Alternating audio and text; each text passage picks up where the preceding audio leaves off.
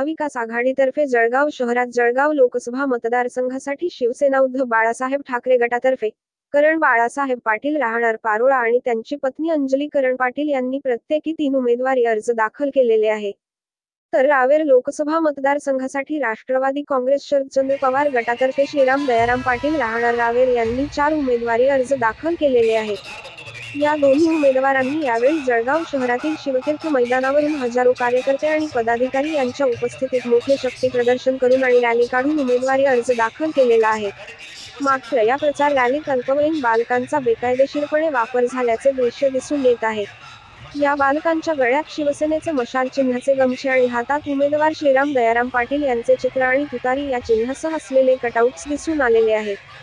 यावेळी महाविकास आघाडीतील राष्ट्रवादी काँग्रेस, शिवसेना, उबाठा आणि इतर घटक पक्षांचे सर्वच प्रमुख पदाधिकारी आणि कार्यकर्ते उपस्थित होते.